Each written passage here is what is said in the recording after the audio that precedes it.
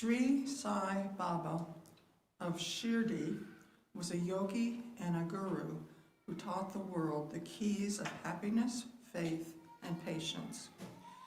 His life exemplified love and forgiveness, charity and contentment, and devotion. His teachings combined elements of Hinduism and Islam. He tried to achieve communal harmony between the two religions. Our opening words this morning are from his teachings.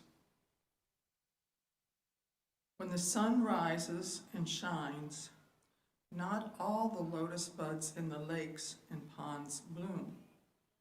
Only those that are ready do. The rest have to bide their time, but all are destined to bloom. All have to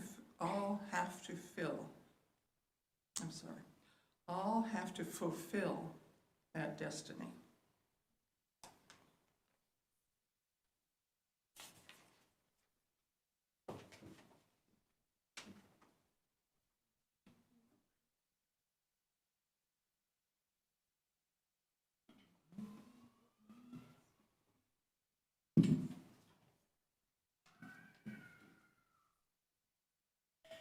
We shall be known by the company we keep, by the ones who circle round to tend these fires. We shall be known by the ones who sow and reap the seeds of change alive from deep within the earth. It is time now, it is time now that we thrive.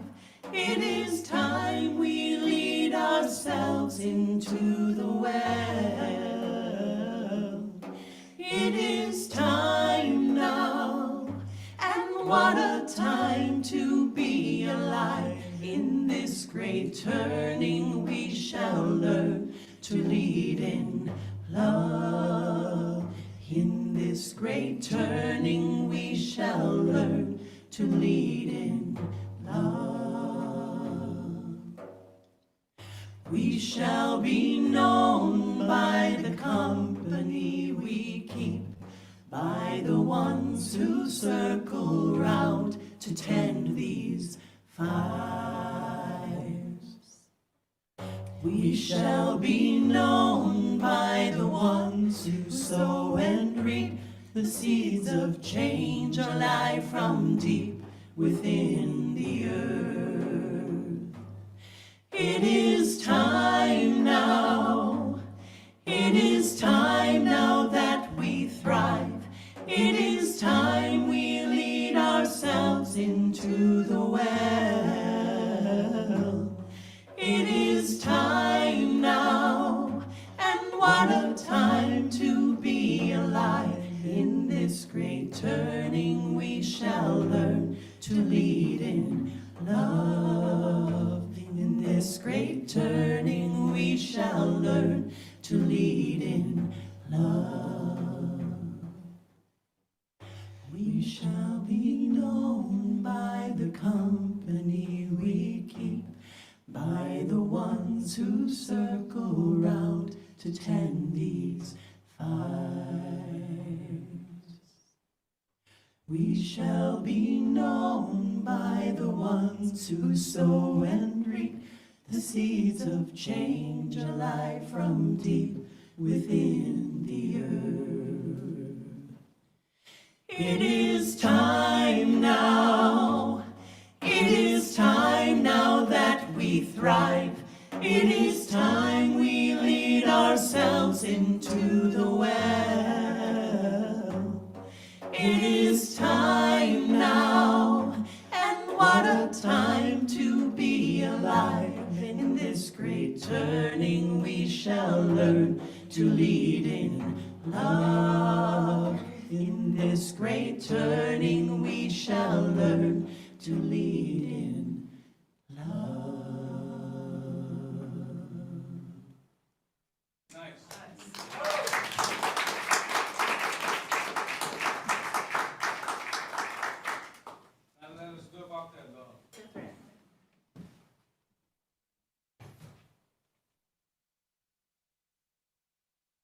Bonjour. Good morning. Buenos dias. Any other languages that we've got present this morning? Good morning. Bon dia. What do you? Shubodayam. There we go. Good morning. And what? Ni hao. Ni hao. There we go. Good morning. Welcome to Minnesota Valley UU Fellowship. My name's Laura. I'm the minister here. We have beautiful music still reverberating in my soul from our in-house trio. And I didn't know that Tom was helping on percussion, but he is. So Tom Ellinger on percussion with that today. Richard's back on tech. Lark's playing us through all the things we need played through on. It's wonderful to be here this morning with all of you. I want to welcome you here. If it's your first time, or if you're still in the early stages of being here, I want to welcome you here. If you've been coming for years, I also want to welcome people that have been returning to us after having an absence for many years, because we've got a few of those folks present here as well, here and here. And we seem to be having a trend of that recently too, folks that were here maybe 5, 10, 15 years ago who are returning.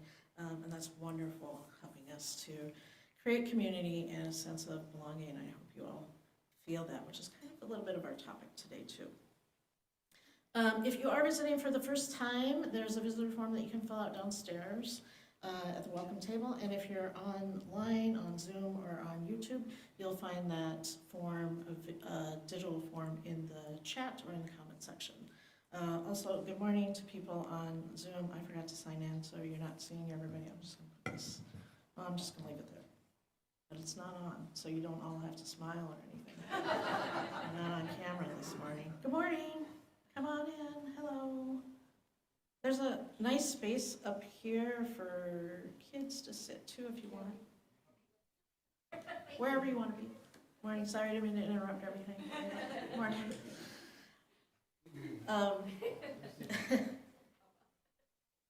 Each week we begin our service with lighting the chalice. Will you all please join me in the words for lighting our chalice this morning? Out of the flames of fear, we rise with courage of our deepest convictions to stand for justice, inclusion, and peace. How are we doing this opening hymn? Are you going to walk us through that? I am. Okay. Nicole's going to walk us through our opening hymn, which is the lovely, lovely Come, Come, Whoever You Are, based on words from Rumi, the Sufi mystic poet that we all love.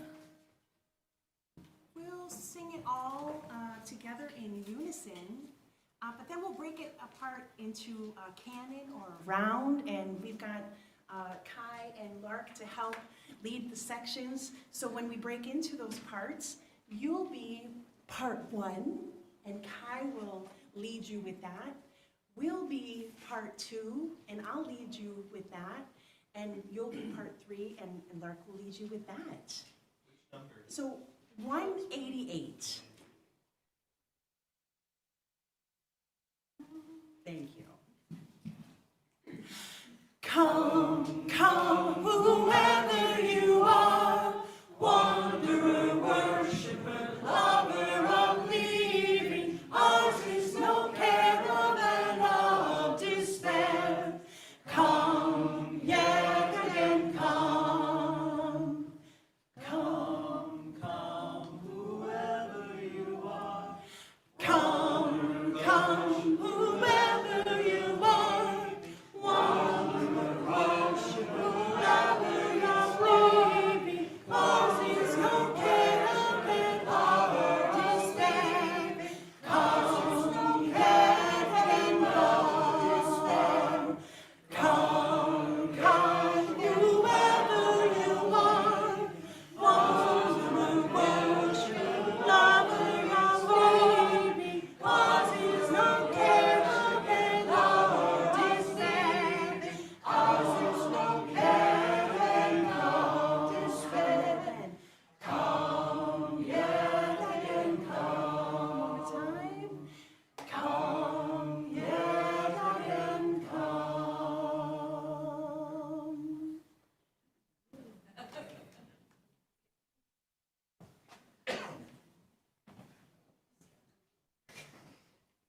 Beautiful. I always like to lift up the line that we leave out in that beautiful poem, which is, come, come, whoever you are, though you may have broken your vows 1,000 times, come yet again, come. So welcome into this space. Whatever you're carrying, whatever you're bringing, wherever you have stumbled along the way, it's good to be together today. We set aside a few moments each week to lift up the joys and sorrows that are present in the congregation. If you are here in person and you would like to lift something up into this space, you can raise your hand and an usher will come around with a microphone. Please wait for the microphone and make sure that it's working, which is not always working right away the first time, because that's important for people with hearing assisted devices and those folks online to be able to hear you, and we want to make sure everybody can hear. If you're with us on Zoom, you can type your joys and concerns into the chat and we'll read those off here. And if you're on YouTube, you're in a whole different time area. I don't know where you are or when you are, but you can certainly use the chat area there to share joys and sorrows into this communal space. Who has something to share today?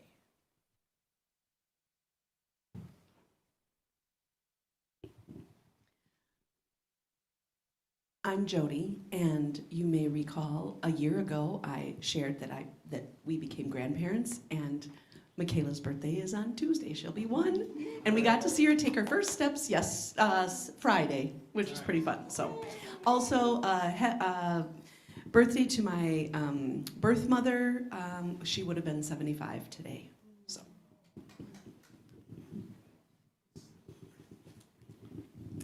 I'm Betty, and I just want to say, I saw 6 squirrels in my front yard all together this morning, all playing together, running around and climbing up the tree, and it just made me feel like I should remember to be joyful and playful.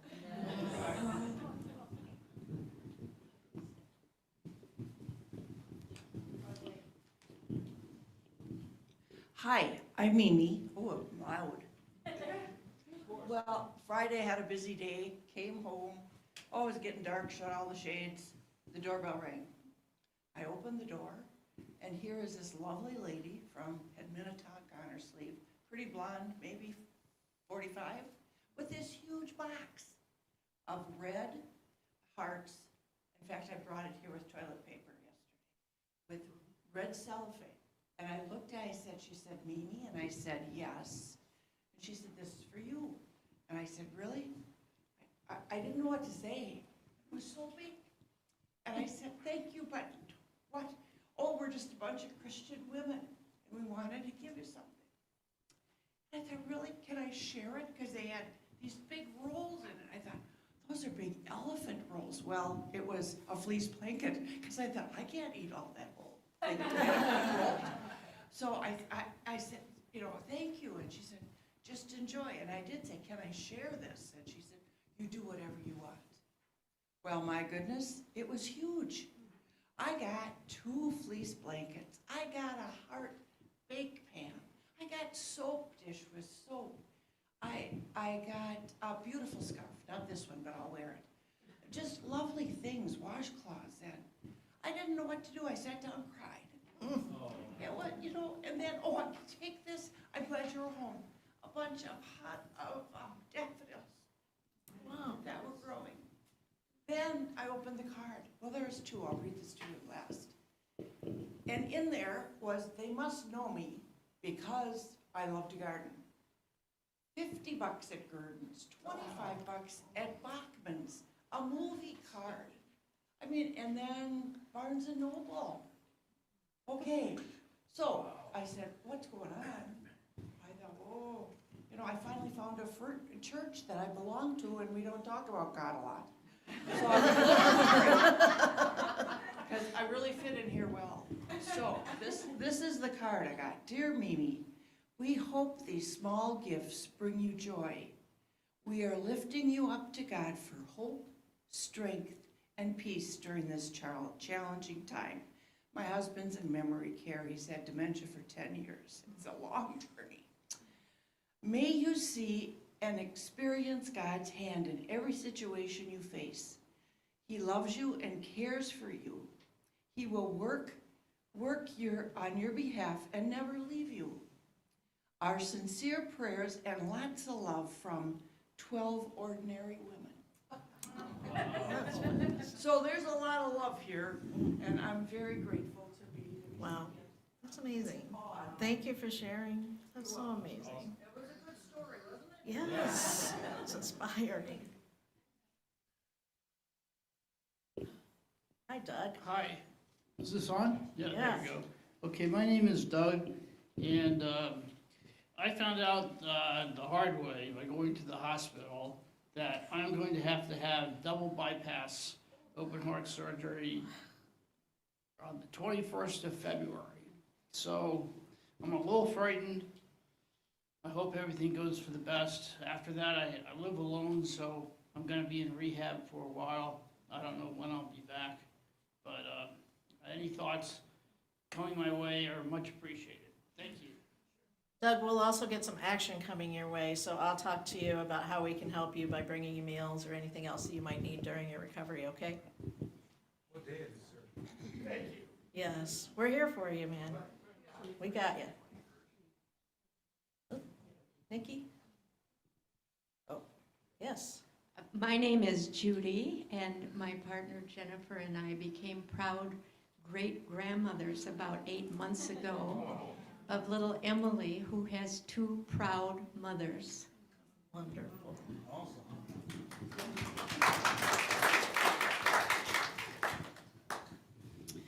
I'm Nikki, and I guess 2 things. My mom had a small stroke last week. All things considered, she's doing really well, but she's in Arizona, which feels very far away. So, and she's getting older and whatnot. So good intentions for her and her health and her treatment team that there aren't any more strokes and whatnot. The other piece of that is that my parents put their house on the market this week in Arizona so they can move back home, which would be lovely. So good intentions that their house sells and that they're back in Minnesota sooner than later would be great. Good morning. Joy to share that we had a wonderful community night last night. We did Singing for Veep, which is an annual fundraiser for local food shelf and social services Veep, and we had a great turnout, and we had so many helping hands, and I didn't get an opportunity to thank you all, but thank you so much, especially to Tom and Karen, who led a wonderful sing-along, and to the music committee who made delicious food and supported the whole organization. So it takes a lot of hands to help pull off those things, and it was a rousing success. And of course, all of the things that we've collected, we'll get that total to you at some point in time, but it was great. Thank you, thank you.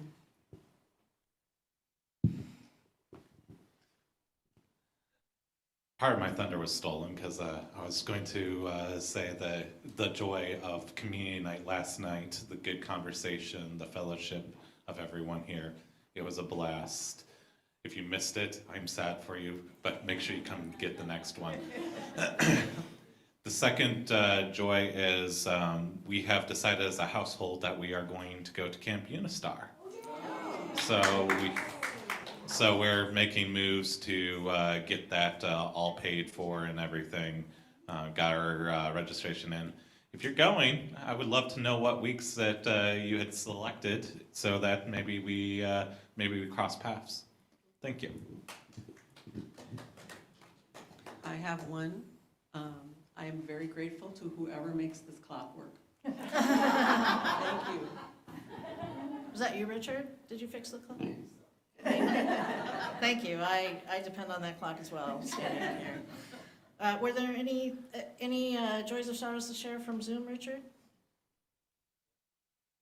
Okay. Anybody else here? Anything to lift up with our full hearts today?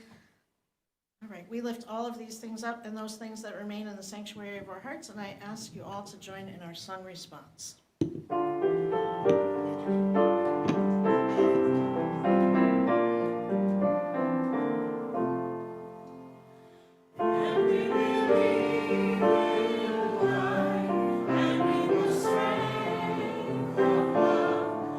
We have found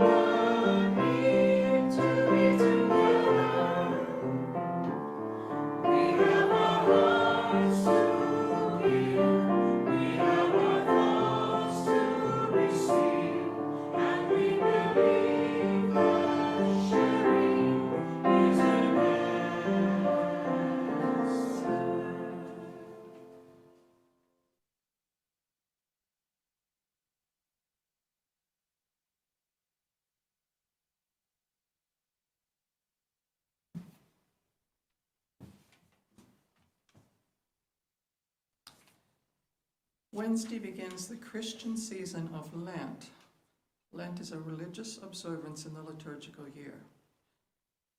Lent commemorates the 40 days Jesus spent fasting in the desert and enduring temptation. It occurs just before the beginning of his public ministry. The story is found in the Gospels of Matthew, Mark, and Luke. Lent is a period of prayer, self-reflection, and charity for many Christians. This practice is meant to open oneself to the influence of the Spirit of the Divine. In honor of the coming season of Lent, we offer this poem from Jan Richardson as our centering space today. We invite you into a few moments of silent reflection after the reading. Beloved is where we begin. If you would enter into the wilderness, do not begin without a blessing. Do not leave without hearing who you are, beloved. Named by the one who has traveled this path before you. Do not go without letting it echo in your ears. And if you find it is hard to let it into your heart, do not despair. That is what the journey is for. I cannot promise this blessing will free you from danger, from fear, from hunger or thirst, from the scorching of the sun or the fall of the night. But I can tell you that on this path there will be help. I can tell you that on this way there will be rest.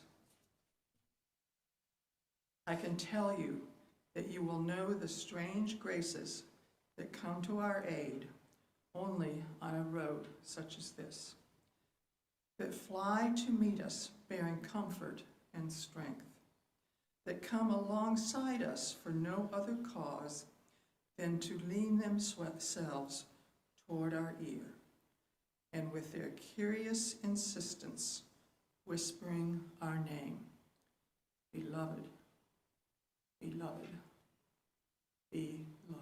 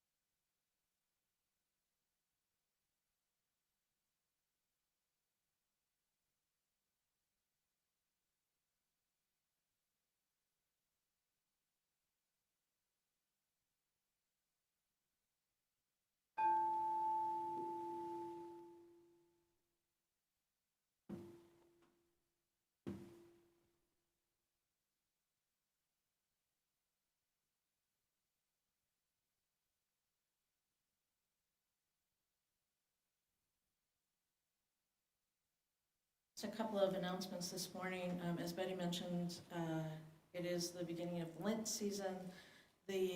Our chapter of the UU Christian Fellowship will be meeting this Wednesday at 5 o'clock here for a short Ash Wednesday service. So if you're interested in that, please join us. Next Sunday after the service is our monthly starting point gathering. That's for newcomers.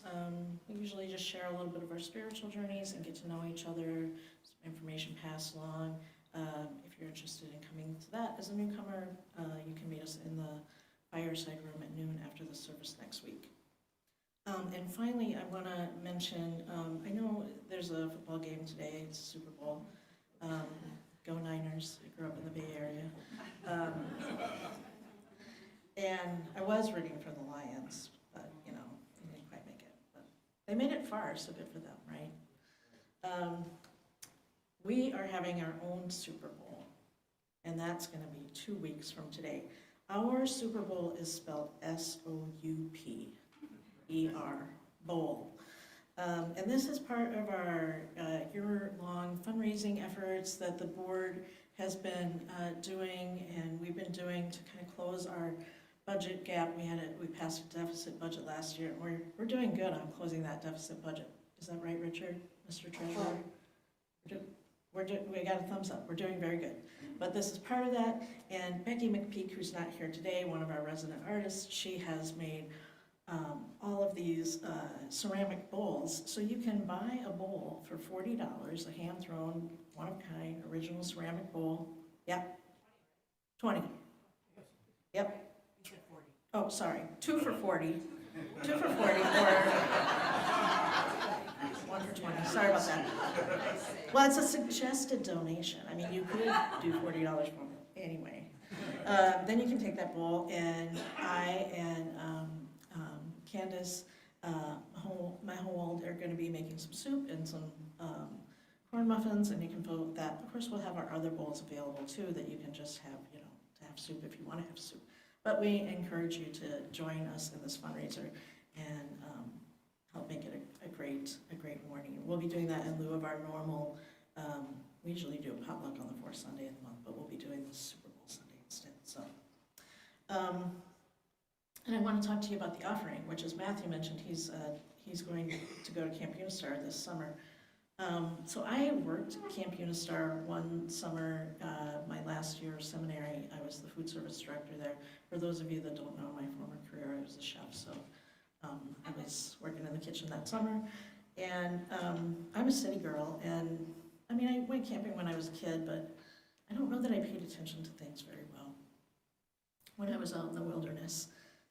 But when I was at Camp Unistar, there was one morning, and it was like 5 a.m., and I woke up because I had to go to the bathroom. But I couldn't go back to sleep because the pink and orange light that was streaming into my cabin could not be ignored. And actually, the photo for the offering today, for the offering slide, is from that morning. It demanded that I just get up and go outside and look. And Camp Unistar is an amazing place where you use and like-minded individuals gather. It's a family camp. They have a youth camp for 2 weeks of the year. And it's just a wonderful space to be in. Their registration just opened this week, so check it out. You can check it out at campunistar.org, I believe. Our Sunday sharing this month, we have a scholarship fund here to help our youth go, and sometimes it helps families go as well. So anything that you donate this month, half of it goes to helping our families and our youth go to this amazing space where they can stand in awe of things like that. So, will the ushers please come forward for the offering? Didn't you see the stars? Oh yeah, all of them. I saw all the stars. All of them.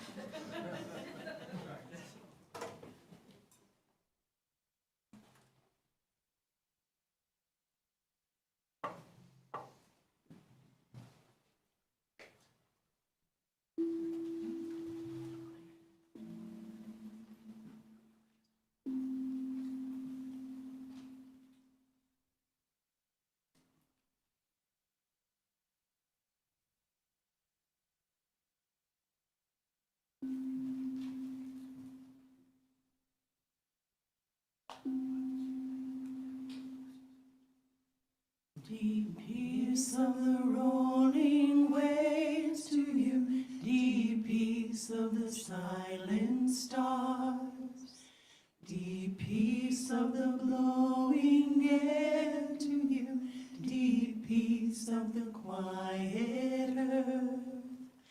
Let peace, let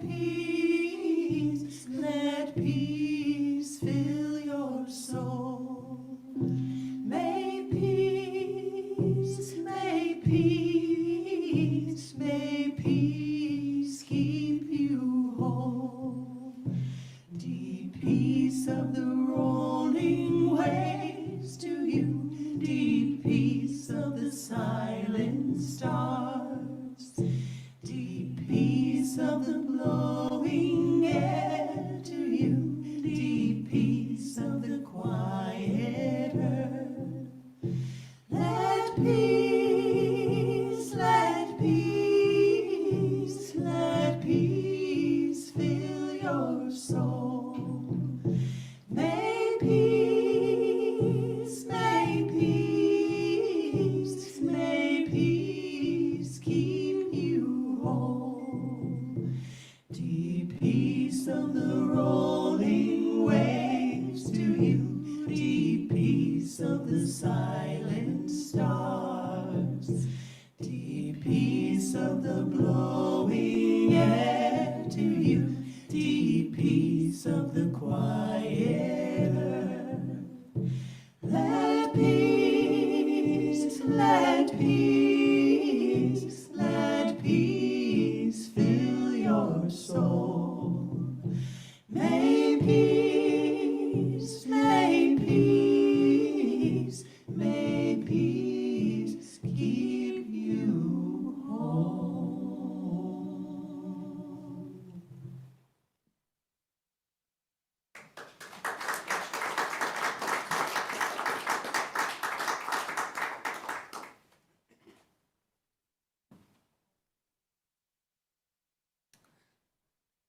There is a lot of talk these days about the model of diversity, equity, and inclusion. And in fact, I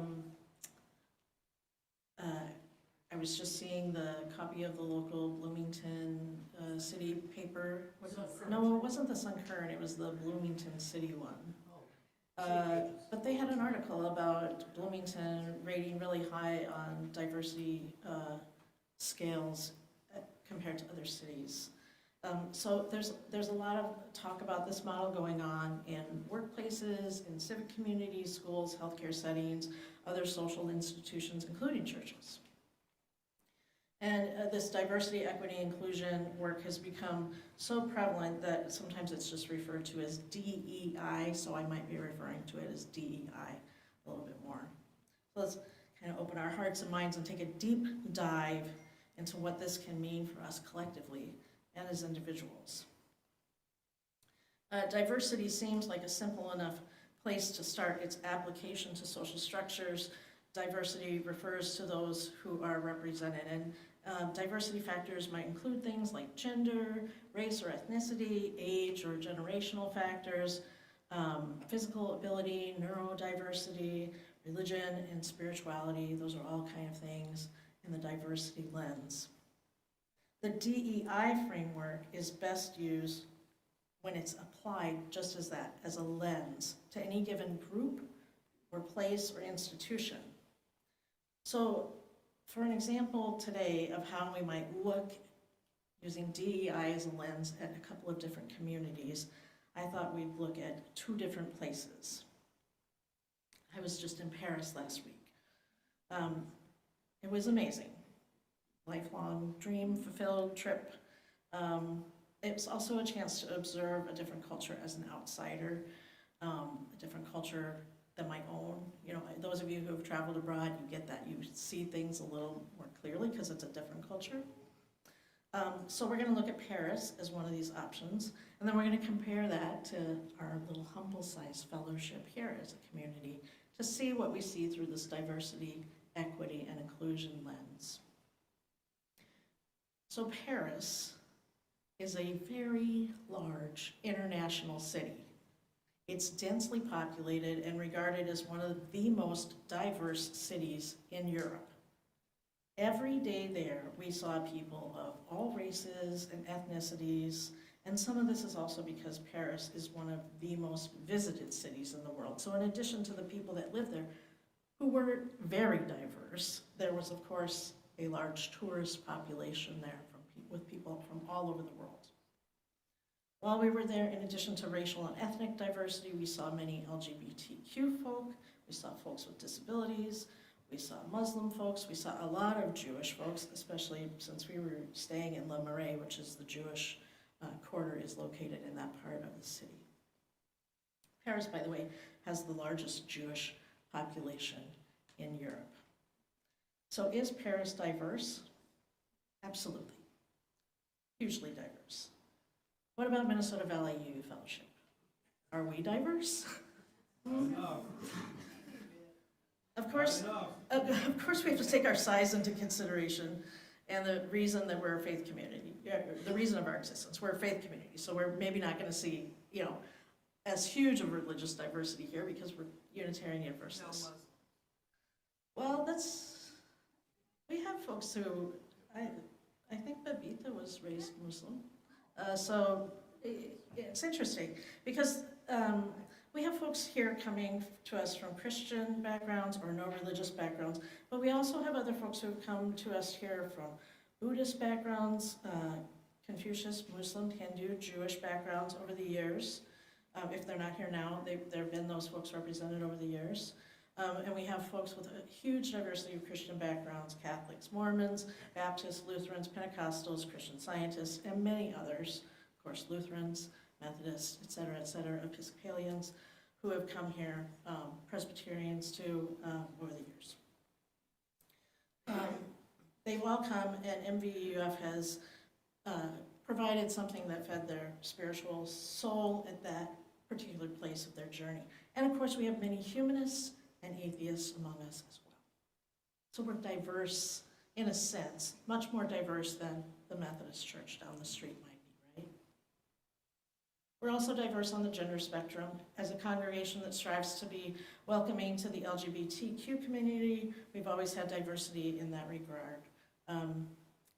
However, in the sense that we have some non-binary folks here too, is what I'm talking about, trans folks, we do have more female than male representation in our congregation, and that's normal within UU congregations, and I think it's normal within Christian congregations too, that females outnumber males. Within UU congregations, it's usually 2/3 female. We're not too far off that, so that's usual. We do have folks with disabilities here, as well as those who are neurodivergent, and I would say that our representation of those folks is probably on par with what you would see in the general population. As for our age representation, that's starting to shift here recently, as a lot of our newer folks are millennials and Gen Xers. And we actually had to move the nursery downstairs into a bigger classroom because we had so many under 5 kids and toddlers coming.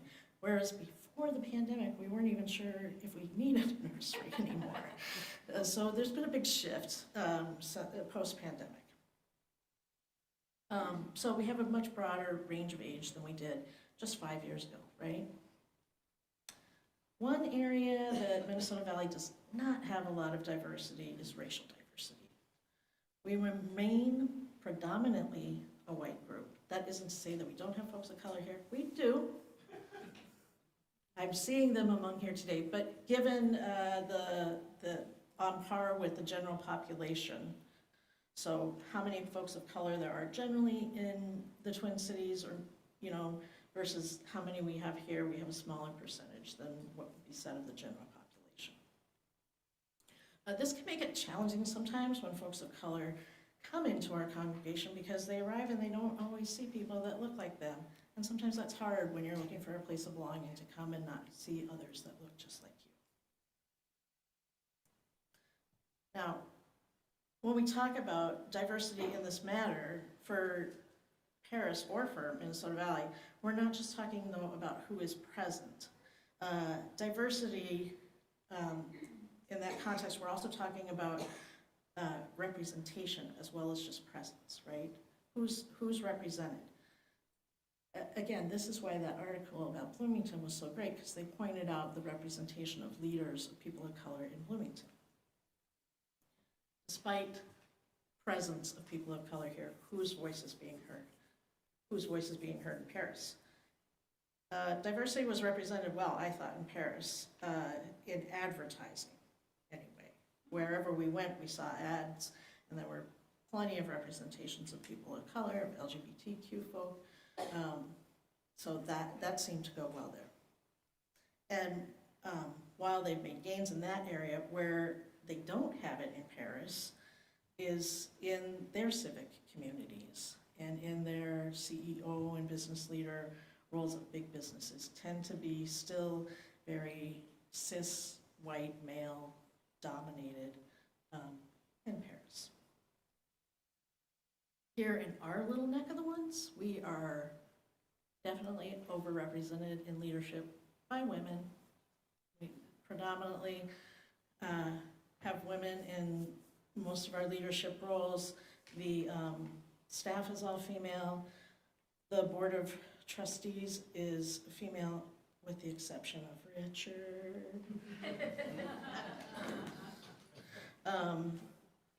So any men here who want to step into leadership roles, we'd love to see that. This is also a change, though. I think that in years past, it may have been more male-oriented, and now we've kind of swung clear the other way.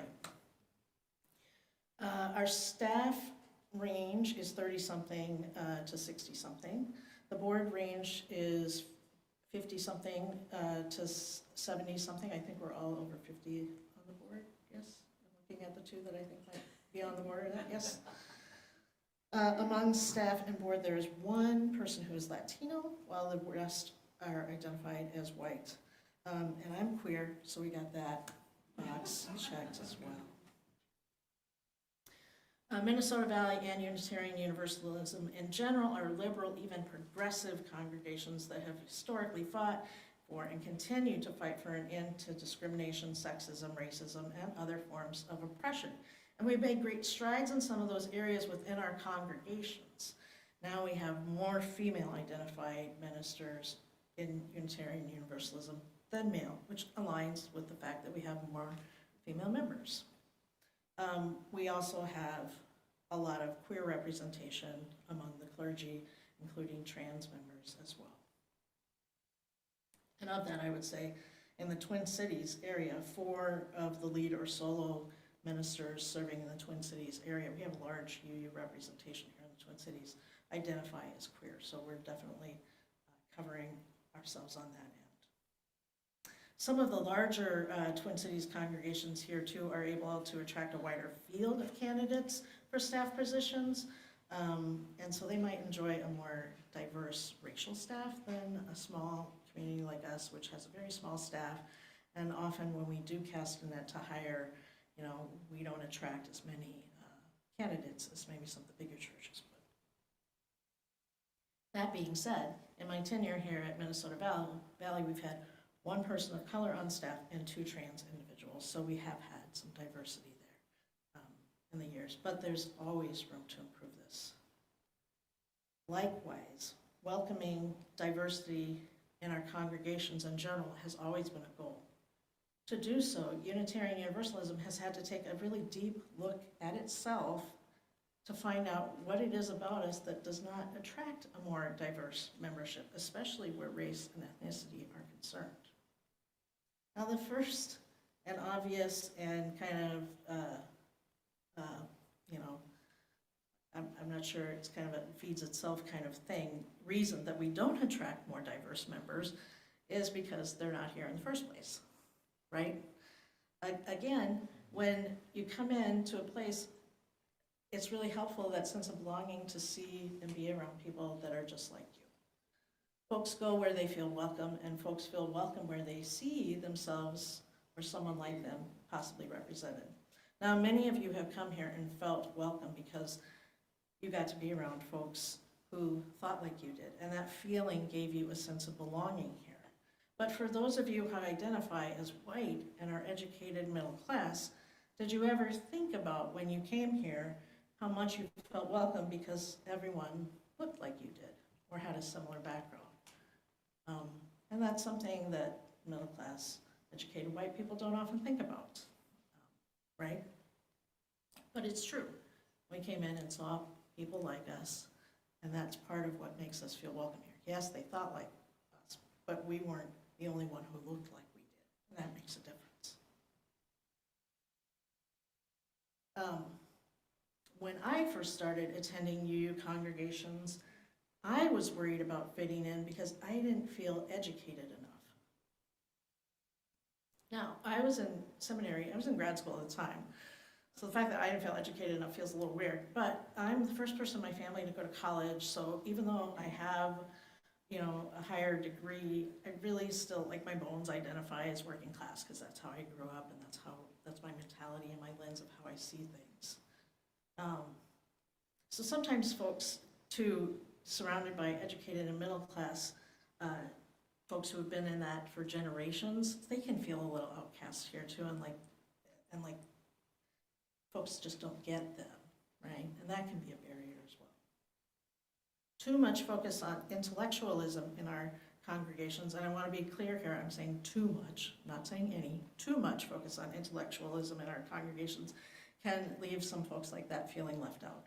This is not to say that intellectual pursuits are unworthy of our time, but time and time again, we've made them too central to our mission, and that leaves out a huge chunk of the general population, the working class and the poor, who are disproportionately people of color, and they've historically had barriers to higher education.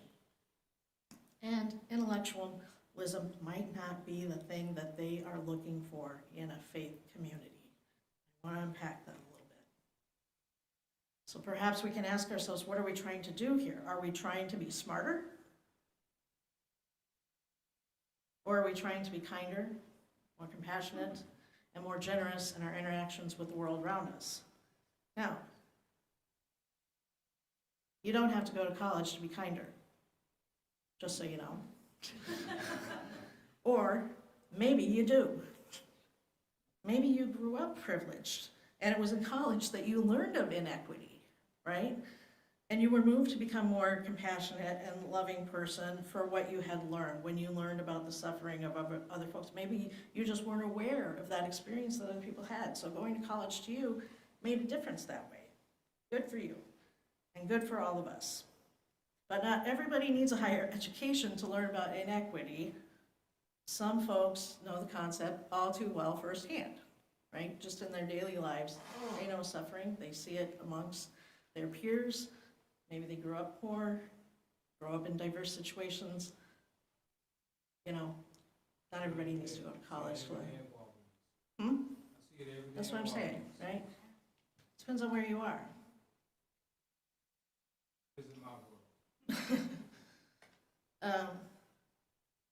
Diversity is important. I'm going to be honest. When I was finishing my internship up, I was really, my last year before I would become a minister, I was really torn about whether I wanted to be a chaplain or whether I wanted to be a parish minister. And the one thing that was holding me back from being a parish minister was the lack of diversity in Unitarian Universalism. Because as I said, I was a chef before, so I was in a hell of a diverse community. I mean, like, kitchen is super diverse. It's like a Walgreens, right? You got everybody there. We're all struggling. You got conservatives and liberals, all, and college kids and immigrants, everybody. Nicole worked in the food industry. You know what I'm talking about. It's very diverse. And I thought, oh man, I'm going to go into this place where it feels like it's dominated by white, middle class, educated folks, and I feel like I was selling a little bit of my soul a bit to do that. That being said, I'm really glad that I'm here. Because I bring some of that experience and my diverse background with me, and the lens of, reminding other people to check that out. So it's good that I'm here. What is universal? Hmm? I think it'd be kind of cutthroat. Yeah. It's very competitive. Yeah. So I want to talk about the next, so that's diversity, right? Diversity is who is present and who is represented.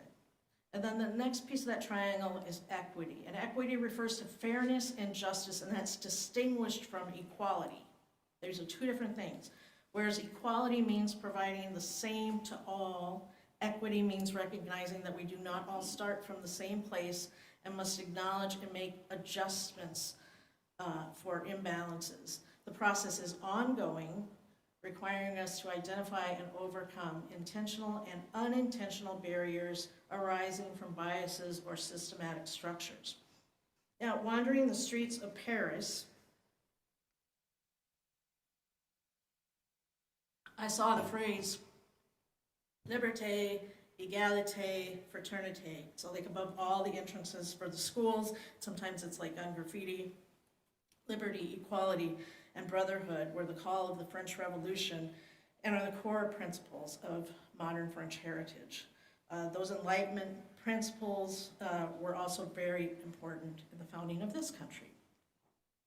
Our founding fathers endeavored as the French to form a more perfect union, but as we all know, though things may be greatly improved, they're not ever perfect, right? It's an ongoing thing. France, with its focus on equality, has an official government stance of color blindness. Race and ethnicity are never asked for, nor are they consideration in terms of official government documents or data collected. Right? Does this mean that France doesn't have issues related to racism or discrimination towards people of certain backgrounds? Absolutely not.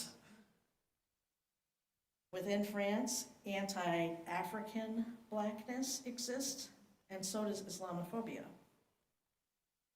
And as that exists there are people holding those views that hold positions of power, and of course it seeps into their social systems. But they don't track it. They don't track it. Many of us used to think the colorblind approach was a good one too. This whole, I'm not racist, I don't see color, the color of a person's skin is not important to me, right? I certainly, without hesitation, will admit that I held that belief for many, many years, and it was a hard one to undo. But in not recognizing someone's color or ethnicity, someone's gender or sexuality, someone's disability or social location in this world, we erase their full experience of this world with all of its inequality, whether it's personal, cultural, intentional, unintentional, superficial, or deeply ingrained in our systems. When we are colorblind, we ignore their history. We ignore the beauty of their experience, and we ignore any barriers that they might face. And the same can be said in erasing any of our differences under the guise of equality. Now I'm going to show this picture. Richard, do you have that slide? You might have seen this before. This kind of like shows the difference between equality and equity. When we strive for equality, we give everyone the same opportunity, with no provision or consideration for their needs or starting place. Everyone gets a box to stand on. But in reality, some of us might need 2 boxes to stand on. You know, it's the first thing I do if I go guest preach anywhere, is see how high their pulpit is, and if I need a box to stand on, I'm not lying. That's exactly what I do. And others need a ramp, or others need a verbal description because they can't see what's there anyway. So they might need a description or a cultural or language interpretation to take in the experience, right? In terms of social systems, considering equity first as where a person or group of people is coming from is actually essential in fulfilling concepts of true freedom and equality. It's a step that we often overlook. We cannot have a destination of equality first without having a road of equity that leads to it, right? That is accessible for all. And speaking of accessible, Paris is gorgeous and really old. Really old. And I know that's part of its charm, right? That's why people go there. Oh, it's this beautiful old city of cobblestones and all these 5-story buildings that were so crucial in the French Revolution because everybody lived right on top of each other, so they were all sharing all this stuff and Vive la Revolution and all of that, right? But in my observation, it is not an accessible city for those who are differently abled. While I was there, I was very conscious of people I knew and loved who would not be able to live in and navigate that city. And this is a city that prides itself on freedom, equality, and unity. But Paris is built 5 stories high with narrow streets and lots of narrow staircases, narrow spiral staircases.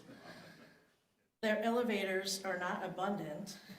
They're very small. I was in 2 elevators while I was there in museums. They were half the size of the elevator that we have in our little fellowship. And they're frequently out of order on the metro. So I think it's really hard for people with disabilities to get around. And this is a big, we think this is a big city that should be taking care of that stuff.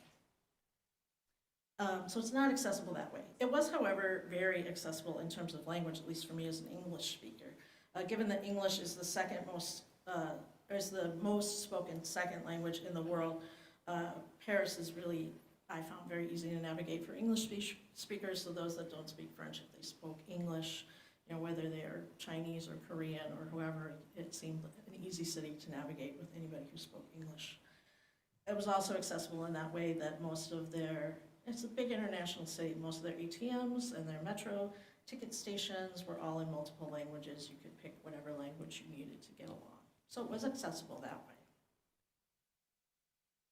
How does our little community do in terms of boxes and ramps on the equity scale?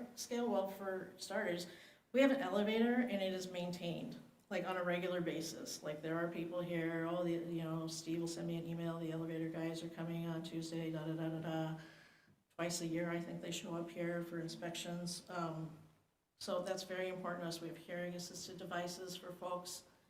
And now we're hybrid, so people can, if you're sick or you can't make it here for whatever reason, older folks or people with disabilities who can't make it in here, they can watch the service online.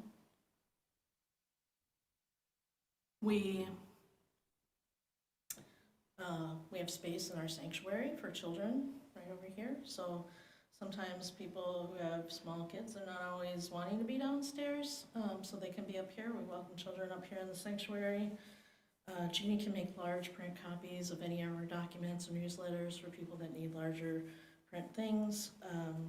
In our classrooms, we make sure that there's extra attention if we have kids who have special needs, if they're neurodivergent spectrum, we always do our best to help with that, including, I think in Al we had somebody, just an extra person one year in Al just for that. So we do our best to make sure that everybody has access to being part of the community here.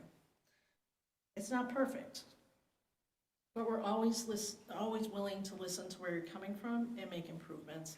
And I think that's the biggest thing about equity, is that you always have to be listening, because it's always an ongoing process. Because we want everybody to feel included here. And that's the third part, inclusion. Inclusion is about putting diversity into practice. Practice of honoring, respecting, and celebrating diversity. It's the act of welcoming and supporting and valuing all the individuals and groups. Just because you have a diverse community does not mean that you are inclusive. Paris is very diverse, yet they ban Muslim women from wearing hijab. There's a lot of diversity, but sometimes not full inclusion, right? After the attack in Israel and the subsequent war in Gaza broke out, aggression from Israelis, retaliation led to the murders of tens of thousands of Gazans, civilians and children. We all know this and we're heartbroken about it. Outrage and protest grew around the world as everyday citizens here and abroad put pressure on their governments to not support Israel's further efforts and to call for more peaceful resolutions. Now, as Emily and I were going to be staying in the Jewish quarter of Paris, and as Paris, like Minneapolis, is known as a city of protests, I went online to find out what was going on, because I'm like, oh, are we going to be staying in the middle of riots? Because Paris can get a little rambunctious with riots, and things can boil over sometimes. And I think Parisians are known for that, right? You think Paris, you think, oh yeah, they're always protesting something, right? Isn't there something going on with the farmers right now over there? Yeah, there's farmer stuff going on there right now. So I went online to see what was going on with this and what I would need to expect while I was there, and even if I wanted to get involved in anything while I was there. Friends, I was shocked, I'm still shocked, to learn that Paris, a democracy, had banned pro-Palestinian protests. Let that sink in for a minute. France, a democracy, has banned pro-Palestinian protests.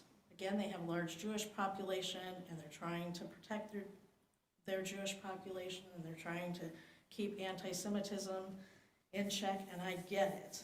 But at the same time, I was shocked to hear that. Paris is diverse, but it's not always inclusive, right? One does not automatically equal the other. A huge sector of the population is banned from having their voices heard right now. But diversity and inclusion, they're dependent on each other to be their best. And when we use them as a lens to the work that we want to do and the communities and create the communities that we want to create, we can lead toward communities that have a better sense of peace and justice and fairness. So what I want to say is that, you know, when I was thinking about this week, and I was in this place that, you know, Paris, people are, oh, Paris is perfect and it's wonderful. And it is and it isn't. And I think about this place, and it's, oh, it's wonderful and it's perfect. And it is and it isn't. And so we always have room to improve in this area. We always have room to keep continuing practicing. We practice diversity by celebrating and recognizing the diversity that we have, by decentering whiteness, that is lifting up the voices of other cultures, other spiritualities, people of color, unpacking that and lifting those voices up. We practice, what was that? You'll see. We practice equity here by continuing to do our best to be accessible to everyone who comes here, whether that means working towards getting a ramp on this stage. That's going to happen one of these days. Or whether it means, you know, adding space for children in the sanctuary or other things that we can do for people who have disabilities here. This also means that we do our best to meet your diverse spiritual learning needs, your needs to engage with programs that include all kinds of offerings, intellectual and spiritual, men's group, women's group, choirs, Soul Matters, the U Christian Fellowship chapter, and even making space for our new friends from the Wicked Church of Minnesota who are here, you know, so we've got this wide variety of space where people can plug in. But none of it happens without you. So diversity, equity, and inclusion is a concept a lot like democracy. It's of the people, by the people, and for the people, right? So if you have a need for something that is not yet here, a parenting group, or a particular social justice kind of work, or a millennial gathering space, or anything else, talk to us, and maybe we can help create that space together. And in fact, I would offer that after the service today, I'll be down in the youth room, which is just off the social hall, kind of right directly below us, where the couches are. So if you have an idea or a question, or you just want to talk about this concept more, please join me in there. Minnesota UU Fellowship, it's a fellowship from the Old English biolaga, which means companion, comrade, a partner to one who shares with others, and the English shaip, which means state of being. So we are a state of sharing, a state of inclusivity, you know, a state of all of us together. This is what we are here to do, to practice diversity, to practice equity, and to practice inclusivity, that we might find ourselves space for healing, learning, and most of all, belonging, and that we might take that out into the larger world, to our workplaces, our neighborhoods, and our larger communities that we live in, to build a better world for all that celebrates diversity, creates equity, and practices inclusivity, creating a kinder and more compassionate world where everyone has a full sense of belonging and true justice is the air that we breathe. Blessed be and amen. Yeah. Closing hymn this morning is number 121, We'll Build a Land.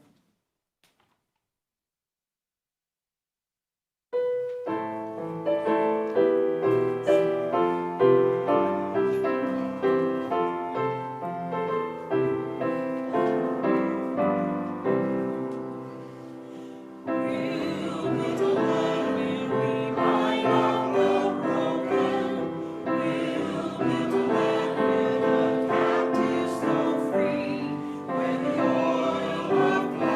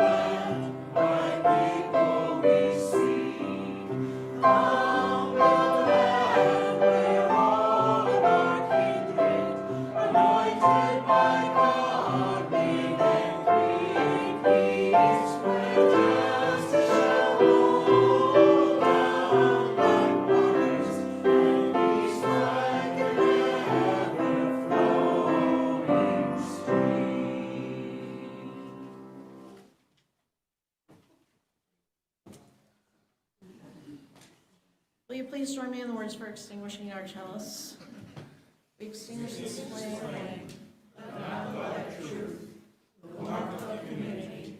or the fire of commitment.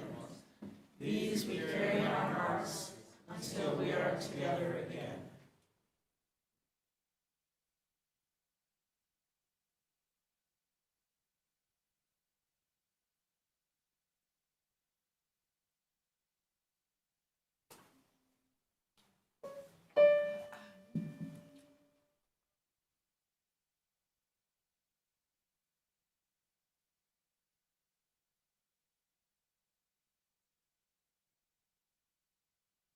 With beauty before us and behind us, with beauty above us and below, with beauty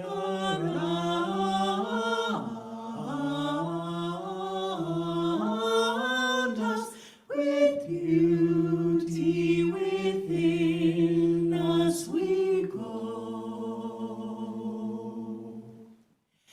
With beauty before us and behind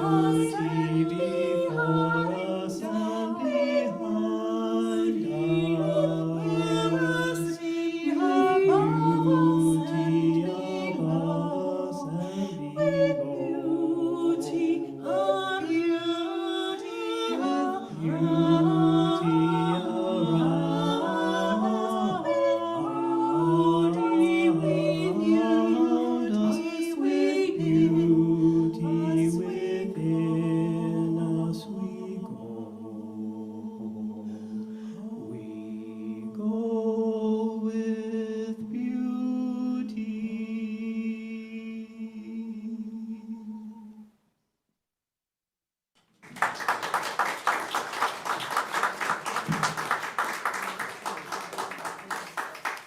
May we go forward embracing and celebrating diversity among us here in our neighborhoods and in our workplaces.